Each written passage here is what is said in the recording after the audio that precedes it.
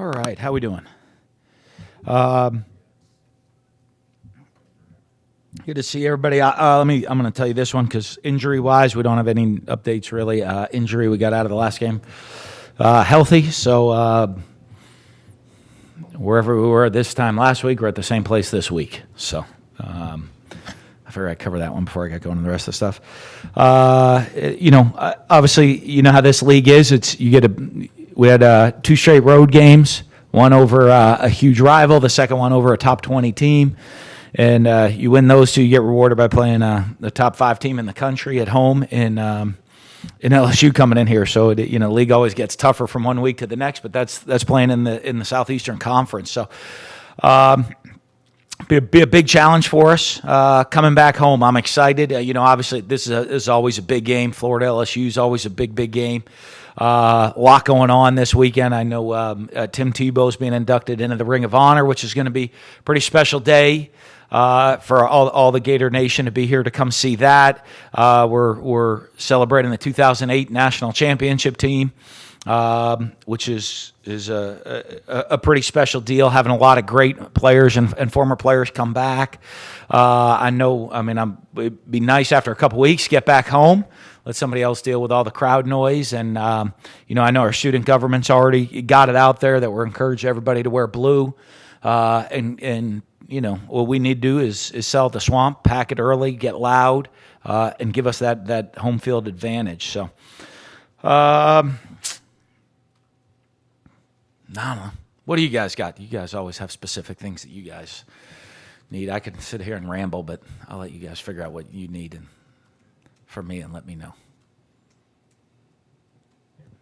I guess with this atmosphere, it should be pretty good. How big is that for recruiting? I imagine it'll be a big recruiting weekend for us. There'll be lots of guys come and just in big games. I just think generally speaking, when you look at recruiting, a lot of the recruits and players that are out there around the country, a lot of high school guys, they want to come see big games. And when you have one, it's a pretty special deal. So, hopefully people get to come and enjoy the atmosphere. Dan, can you talk about how well your defense is playing right now? I think they're buying into what we're trying to do, and one of the things, and I think we are different than a lot of people defensively. I like to rotate, and Todd's bought into that. All our defensive staff understands we like to rotate players. And what's kind of funny is it's kind of that can be a different deal. Guys like, I don't like coming off the field. I want to stay on the field. I want to do this. But what you see is when you get to the fourth quarter of a game like last week, you get to the second half of a game like last week, when your defense is fresh, and I think we gave up 43 yards in the second half total, and at that point, your defense is fresh. Even if you get late in a game, the final drive of the game, unfortunately, we gave up, what did we give up, 25 yards in penalties, and I think in actual yards, like 6, because the guys that are on the field have not played, it's not play 60 of the game for them. Guys are fresh. So the players are understanding that, starting to buy into it. And I think really our scout team, the scout offensive line, has done a great job. Our scout team has given better looks, and our practice is getting more physical. And you're starting to see the results of that with our guys being able to be more physical out there on Saturday. So, they better do it this week because LSU's a physical group. That's going to get in some run formations and try to pound away at you, and we got to be ready to be physical. So, I like the steps that we're taking defensively right now. Hey, Dan, I know you and Ed Orgeron crossed paths at Syracuse for like a day or two back in the day. And I think you had him come in for a meeting or something, or a workshop in 2014. What do you admire about his coaching style, particularly with defense? Well, I've known Ed for a long time, and one of the things, you look at what Ed's been able to do. He's put in some different situations as an interim head coach, both at USC and LSU. And did a great job with that. And as a head coach, you look at the success he's having now.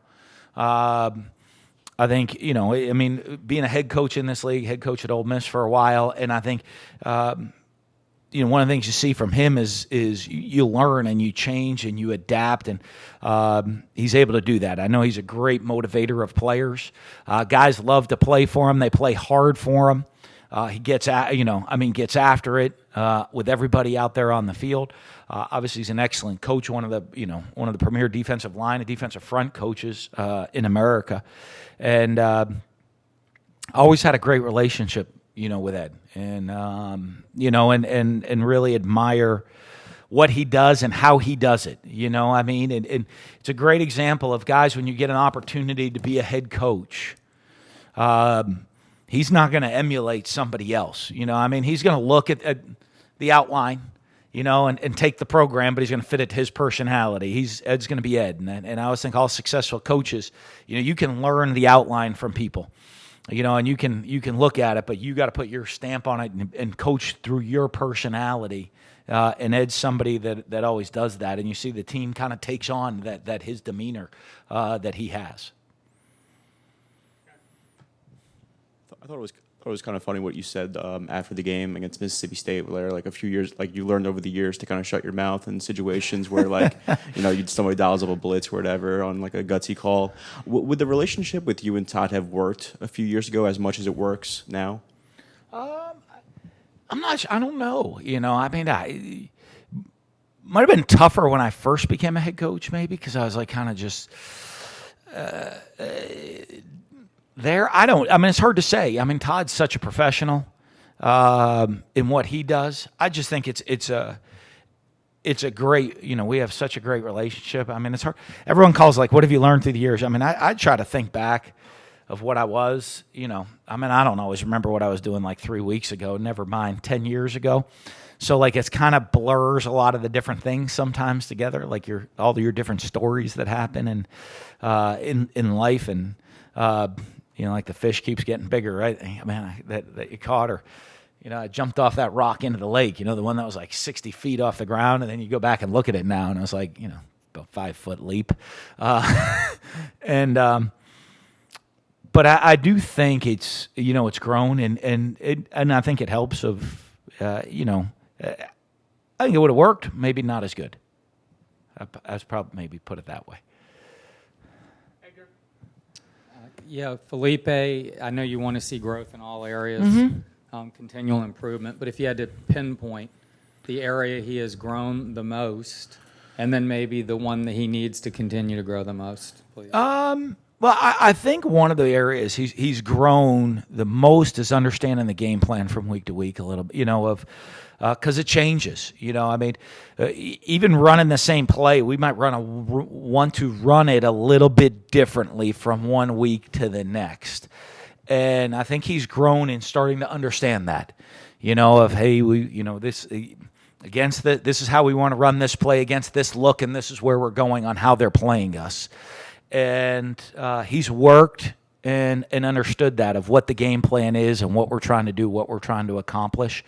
Areas to improve. The biggest one, like any quarterback ever, is getting through multiple progressions, standing in the pocket, and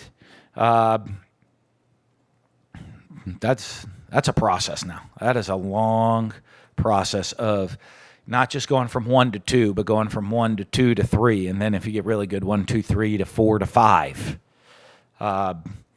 Usually guys that can do that and are very accurate get paid an awful lot of money, and they don't play on Saturdays, they play on Sundays. How impressive was it to see him shake off that interception for one, and then there was almost the pick six? Like you said, he kept staying aggressive, and then just the whole team in general just settling down. I think it was huge. I think, the team, I thought it was a great team win. There's lots of ways to win games. You look at our plan to win. We followed the plan to win on Saturday. Now, we followed the plan to win against Tennessee too, but we took different pieces of the plan to win in which to go win the game. We threw the interception, and that was their best starting field position of the day, and we created a 3-and-out. You look at within the plan to win, our offense, was able to not have a 3-and-out on the day. We were able to flip field position. We took the lead, and on Saturday, Mississippi State in the fourth quarter, I think their average field position was the 11. Was the 11 or 13 yard line of their own to start, And that's a long way to go in this league. You're like, okay, we got to put a drive together here, guys. Where's the ball? Okay, we're back to the wall. All right, we got to put a drive together. Where's the ball? Back to the wall. And, that was us playing great defense. That was special teams doing a great job of executing and flipping the field, and offense not having 3 and outs and getting first downs even though we didn't score, to flip field position. So you follow the plan to win. If you would have said, we're going to score 33% touchdowns in the red zone and we're going to lose the turnover battle in the game, it would have been like, ooh, right? But when you look at the other things of play great defense and how we were able to control field position throughout the day, we didn't have 3 and outs on offense. We lost the turnover battle only by 1, and how we executed in the kicking game, you would have felt pretty good about it. So there's different within the plan to win. There's different ways to come out on top. And I thought the team is buying into all of that. They're buying into the team concept. What challenges does this defense, specifically the secondary guys like Greedy Williams and Del Pitt, kind of pose this week? They have excellent guys that can play man coverage, and one of the things for our guys coming in, our guys have had a lot of good work against it. When you look at, you go through training camp, you have CJ and Marco, and you're going against them every single day of practice. Our guys have gone against some great corners. So, but it is. I think anytime you can sit out there and you can just play, man, hey, I'm going to cover you, I'm going to cover you, allows you to do more with your chess pieces with everybody else. So I think that's a big challenge. And, you're going to have to win some they're going to give you some one-on-one matchups, and you're going to have to find a way to win some one-on-one matchups out there in the perimeter. What did you see from C.J. McWilliams? I mean, he battled an injury but had to play last week when Trey Dean went down. Yeah, it was great to get him in there, and hopefully that builds confidence back for him. He was cleared the week before, didn't feel confident. You could see he just wasn't confident, but hopefully for us moving forward, that's a position that's just critical for depth for us, with him gaining some confidence in there, gives us the opportunity to add some depth at the corner position, and like I said, be able to rotate some guys in to keep everybody fresh. Chris, and then Cassidy in the back. Chris. Dan, you praised the environment here the first few home games. This is obviously going to be a different animal. What is your vision for the environment? I know you touched on it with Thomas about recruiting, but you were here for some awfully exciting times 10 years ago. So I expect it to look like that. I expect it, to not be an open seat anywhere in the swamp. I expect to see people on their feet. A great challenge. This should be fun for our student body. I think it's a great challenge out there because you know what? I think if you look in college football, student bodies set the tempo and really set the atmosphere for everybody else out there. And I think the student body, and you look at, with the student government already getting in with the wear blue and all of that, and the student body gets in, and because they come in and they're on their feet, jumping up and down, going crazy in the game. I think the rest of the crowd feeds off of that. So that's one of the things I want us to get back to is having the student body be, really dominating the environment. is that how you remember it at its apex back when you were here before? Because this is really going to be the first time. I didn't notice it that way as much because it was kind of like that when it was already like that. So I don't think when I came here before, I don't think we had to build that as quite as much. I know having gone somewhere else where you had to build it, we built it through the student body, and anybody that any of the Gator Nation went to last week's game in Starkville probably saw that, that the student section was packed an hour before kickoff, and you can build it through that way, and that the rest of the crowd feeds off of that, and so that's one of the things that we really want to work on. That's one of the things I've gotten around campus and try to get with student groups is let them know how critical they are to the atmosphere that we create. The student body is just critical for that.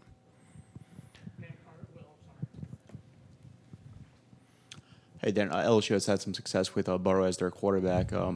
What's your kind of take on him? And did you consider adding somebody like a graduate transfer at quarterback position, or like how much consideration did you put that into, or was like your confidence in Felipe and the guys that you've had just too high for that? Yeah, no, I think when we looked at it, when we got here, we looked in recruiting at first. But once we started getting into spring practice with the guys, and you saw, the three quarterbacks that we had here, I felt that you're probably better going with one of those three at this stage than bringing somebody in over the summer that hadn't gone through spring, that hadn't been through the initial part of the off-season program and understanding what we're trying to do. So, but he's done a great job for them. Put up very solid numbers. You can see, at the quarterback position, does a great job with leadership, getting them into the right place, getting the ball to the right people. They have great, they have some great athletes out there at wide receiver. And then one of the things they're going to do is be physical within the running game to force you to create the one-on-one matchups on the outside. And then when you create the one-on-one matchups on the outside, he does a great job of getting the ball to those playmakers, in those situations where they can go win one-on-one. Cassidy in the back. Hey, Dan. Yeah, a couple things. First, you've mentioned the guys buying in and how much of a difference that has made. When did you notice that they had? I'm still, it's still a daily, because there's so many aspects to the program of how they're going to respond to different things. I think I noticed it right away. I never noticed any resistance. We'd ask them to do something and they would go do it, and it probably wasn't to my standard that I would expect them to do it, but they were trying. It wasn't like they didn't try. So I think our guys have kind of bought into what we've asked them to do from the beginning. And I think every part as the program continues to move forward, we ask them to buy into the off-season program. And then at the end, they look and they're like, wow, I'm bigger, faster, stronger, and look a lot better than I did before. That's a good off-season, I guess that works. We ask them to buy in, within the football and training camp and how hard we go. And they come out and they feel a little bit more prepared for the season, through to play 4 quarters of a game. Then we come in and you end up, you play the first game. We end up losing in game 2. And nobody gets mad. It's just a matter of fact. We put all the different things on. This is why we lost. This is what we could have done. Here's what we did well. Here's what we did poorly. And here's the things we have to fix. And they start looking and say, okay, I got it. The same thing. We did the same thing this week. Okay? Here's plays we ran well in the game. Here's us running that exact play really well in practice. Here's us running a play poorly in practice, making mistakes, and here's us doing the same thing in a game. And so I think the guys are starting to – I think that helps buy in when they can actually see it, and they're sitting there and saying, wow, there's a lot of truth to what's going on, and it's not a magic wand or any of that stuff. It's really this is what we expect from you. This is what we need to do, and if you do that, here's the results that you're going to see, and I think guys understand that. Then the 08 team coming back this weekend, obviously you were a huge part of that. What is it going to be like to see those guys again? And when you look back at that season, what are some of the moments that really stand out? Well, it'd be great to see a lot of the guys. There's still a bunch of guys playing on Sunday, so I'm sure there'll be a lot of guys coming back and, get to see guys you haven't seen in a while. But it was, that was a team that had a lot of talent on it. But there's a lot of teams that have talent that don't always know how to win. And that was a team that started, and they really learned how to win, how to play for each other, and the intensity of how they went after winning. I know we lost the one game in a close game, and the intensity of how they took that loss of kind of throwing a chip on their shoulder and saying, hey, that's not going to happen again, and the work ethic that they put in. But there were a lot of great memories. There were a lot of big games that season, and whether you early in the year, I know we had a couple big ones. Later in the year, I think we started blowing people away with the team as they kind of hit their stride. But going to that SEC championship game, it was against Alabama that year. That was kind of the, that was I think it was 1-2. think it was 1-2 in a conference championship game. I mean, I guess that was probably the first playoff game. Right now we have the playoff for that. But that was just being in those big moments was a lot of fun, and being in those big games, it's a lot of fun to get to do that and be a part of it. Coach, LaMichael Pirine was big for you all on that touchdown drive. Mm-hmm. Can you talk about how he's stepped up and how you've been impressed by him, especially when Scarlett's not running effectively? Well, I don't know that Scarlett. I think everybody's running really effectively for us. But I think the reason they're doing it again is they're buying into that team concept that all our backs get to stay a little bit fresher, So when they come in, they're ready to go roll at you, and when you can roll guys through, that helps. But P. Ryan's done a great job, since we got here. You see, and each one of our backs has they're similar, but have a slightly different style of how they hit plays. And, so it ends up being a little change up, but P. Ryan's got speed. He's got make you miss, and he's got the physicality to run between the tackles. Does a great job also with pass protection, catches the ball well out of the backfield. He's all around running back. And I think that's it just shows, because that's, one of the things we always stress to those guys, it's not just about here's the ball, go run with it. It's all the other aspects of the position that you need to do well, and he's done a great job with that. And it's, it's fun. I love doing that, of being able to see guys fresh when we keep coming at you, and all of a sudden, I think you get into a game and all of a sudden linebackers are hitting this guy, and then all of a sudden here's a new guy, and all of a sudden there's another guy.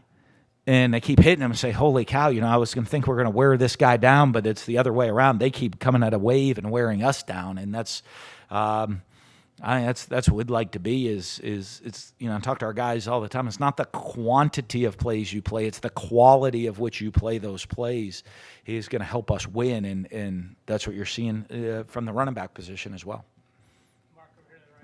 When you're designing a game plan, how much of that is just deciding what to attack of the opponent versus weaknesses to mask for your own team? Yes. No, it's a balance between the two. You're looking there and you're saying, okay, schematically, this is some areas we want to attack. Personnel wise, this is where we feel good. And what can our guys handle and manage? And are we putting our guys in position and asking them to do things that they do well and can go execute? And that's our job as coaches. And that's why I think you see, when the guys buy into the team approach, there's so many different ways that you could go into a game and try to attack a game. And then even in the flow of the game, it kind of can change how that's going. But for us, we want to look and say, okay, here's where we think we have, here's plays we like to run against whatever defenses they're running. Here's where we think our personnel matchup fits well. And how do we combine those together and not just say, okay, here's the playbook. We're going to just go run our plays no matter what. And we're asking a guy that, we're asking a guy to go beat man coverage that can't get off man coverage or can't beat man. And, well, it's one-on-one, so you have to win. And if we can't do that, well, then we're not very good coaches. Is a little bit of it checking your ego at the door from a coaching stand and the players? Yeah, I learned that. I learned that a long time ago. I think one of the things I really learned when we came to Florida, got here in 2005, left a Utah team, and we thought we were pretty smart and had all the answers with the spread offense that nobody was running spread offense at the time. So, defenses weren't used to seeing it, so that made a big difference. And we came here, and the personnel really didn't fit that. You just think, okay, I'm leaving Utah, coming forward. We're going to have better personnel here, so we're going to be even more smart, right? Smarter, right? There we go. I'm going to be more smarter when we get here, all right? That's what you're thinking at the time. Shows how that works. But it was, and you had to sit and you had to say, okay, even though the offense works, it doesn't fit the guys that are running. We're not putting the guys in the best position to be successful right now. So what are some changes we can make to put our guys in the best position to be successful? And we've done that from year to year. I think you kind of, if you go watch the film, there's a lot of similarities. But if you really break it down from year to year, our offenses for me have kind of always been different, and because it's what the personnel does well. What have you seen from LSU linebacker Devin White, number 40, and what is Well, he he's a gonna great do? player. You know, I mean, he's a physical backer, but you know what's separate. But a lot, you know, I mean, you play inside linebacker. I mean, in theory, right, I mean, you say, oh, he's an inside linebacker. He should be physical. But what separates him is speed. You know, his quickness. A very, very intelligent player. You watch him, how he fits, how he studies the game plan, how he knows what his opponents are doing, and he's a tremendous athlete. But I think also when one of the things you see is intelligent players look a lot faster. Guys, because they know what's happening, and he has a tremendous speed, but he looks.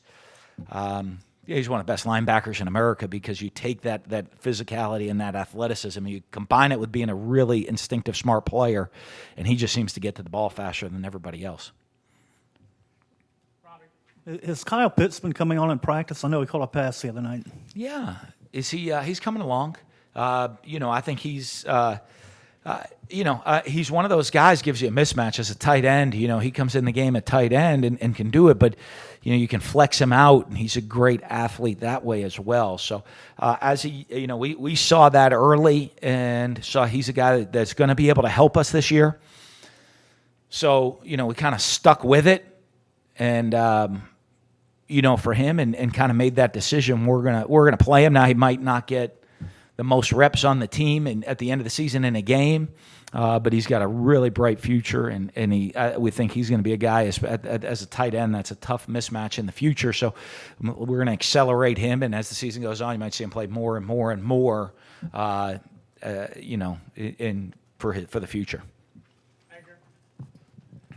Yeah, Jordan Scarlett, he might have missed a block the other day, but in general, on the sack, but in general, how impressive is his blocking? Oh, on the sack, he went the wrong way. Okay, but how impressive is his blitz pickups been and stuff? It was great. You look at the first play of the game; he had a great blitz pickup on the first play of the game. I think he's a strong kid. So I mean, physically strong. So I think that helps in blitz pickup when, it's a tough duty. Guys have guys got a running start to come hit you, and. You got that natural strength. You just pop them and you don't get moved. It helps, and you're seeing him get as a guy. I think learn the offense more and play with more confidence and understanding how important that aspect of the game is. Whether it's being a receiver coming out of the backfield, which he works on every day, and pass pro, all the little things that you have to do to be an all around great back. The other thing, Nick Saban likes to give the media a hard time at the SEC media days because we never picked the poll very well. Yeah. Even though it's been easy the last couple of years it's done. But LSU was picked 5th by the media. Yeah. And Ed was under some heat, kind of. Do you think sometimes perception versus reality in rebuilding jobs? I mean, you're closer to it. I think it's really hard preseason to pick anything that's going to happen because you don't. The margin for error is so small, in this league. The difference between winning and losing a game is very, very small in this league, and it can be a play here or there into different games. So, and then you don't know how injuries or how are guys going to respond or who's going to come through. So, I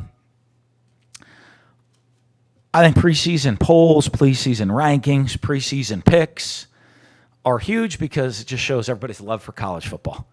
You know what I mean? Once you hit August 1st, everybody's getting pretty antsy.